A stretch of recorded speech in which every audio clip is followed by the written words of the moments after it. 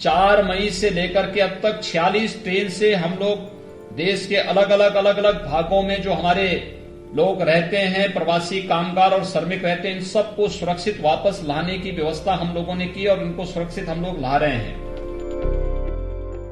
उन सब के लिए भी हम लोगों ने खाद्यान्न के साथ साथ भरण पोषण भत्ता की व्यवस्था भी की।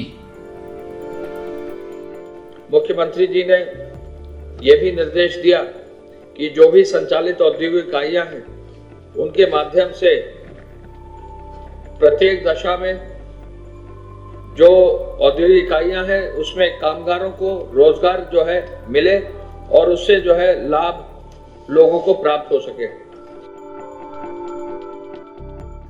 योगी सरकार कामगारों की चुनौती को अवसर में बदलने में जुटी है। सरकार श्रमिकों और कामगारों की सुरक्षित वापसी के साथ ही लेबर रिफॉर्म में कानून के जरिए गांवों और कस्बों में ही उन्हें रोजगार देने की महायोजना पर काम कर रही है। सीएम योगी ने निर्देश दिए हैं कि बाहर से आ रहे 20 लाख प्रवासी श्रमिकों और कामगारों का क्वारंटीन सेंटरों में ही तेजी से स्किलिंग डाटा तैयार किया जाए। योगी सरकार ने सबसे पहले श्रमिकों कामगारों को लाना शुरू किया था। अब तक सबसे ज्यादा लोगों को सुरक्षित लाया जा चुका है।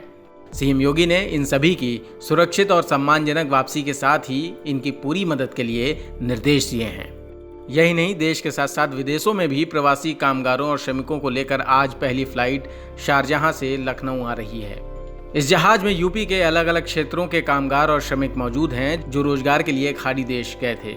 इन सभी श्रमिकों और कामगारों को सरकारी क्वारंटीन सेंटरों में स्वास्थ्य जांच के बाद राशन पैकेट और भरण पोषण भत्ता देकर होम क्वारंटीन में भेजा जा रहा है। क्वारंटीन पीरियड पूरा होते ही सरकार इनके रोजगार और नौकरी की व्यवस्था कर रही है। इन्हें मनरेगा, ईंट भट्टों के अलावा चीनी मिलों और एमएसएमई सेक्टरों में रोजगार दिया जा रहा है। जिनमें बीमारी के थोड़े बहुत भी लक्षण हैं, उन्हें कोविड अस्पतालों में उपचार के लिए भी भेजा जा रहा है।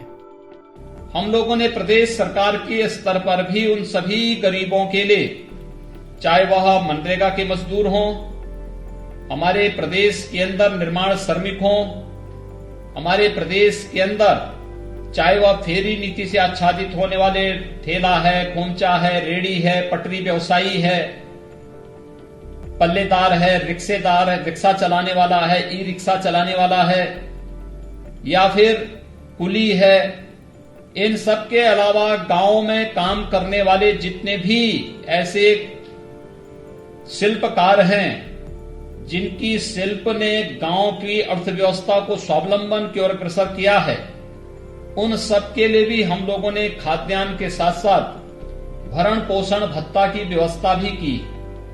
उत्तर प्रदेश के बाहर जो हमारे प्रवासी कामगार और श्रमिक रहते हैं, वे उत्तर प्रदेश के निवासी हैं, उन लोगों की भी सुरक्षित वापसी की तैयारी हम लोगों ने की और अब तक हम लोग प्रदेश में लगभग 7 लाख प्रवासी कामगार और श्रमिकों को 1 मार्च से लेके अब तक लाने में सफल हुए हैं। सुरक्षित रूप से लाने, उनके लिए यहां पर भोजन की व्यवस्था करने, फिर उन्हें उनके घर तक पहुंचाने, घर में उन्हें खाद्यान्न उपलब्ध कराने, उन्हें 1000 रुपए का भरण पोषण भत्ता देने की व्यवस्था वहां पर उन सब लोगों को की और आज ये सिलसिला लगातार चल रहा है। अब तक हम 46 ट्रेनों से, पहले यानी इधर 4 मई से लेकर के अब तक 46 ट्रेन से हम लोग देश के अलग अलग भागों में जो हमारे लोग रहते हैं, प्रवासी कामगार और श्रमिक रहते हैं, इन सबको सुरक्षित वापस लाने की व्यवस्था हम लोगों ने की और इनको सुरक्षित हम लोग ला रहे हैं। बाहर से आने वाले श्रमिकों के लिए टेम्परेरी जो आश्रय स्थल हम लोगों ने बनाए हैं, 12 लाख ऐसे कामगारों के लिए हम लोग अभी से व्यवस्था बना के रखे हुए हैं। News room post, Delhi.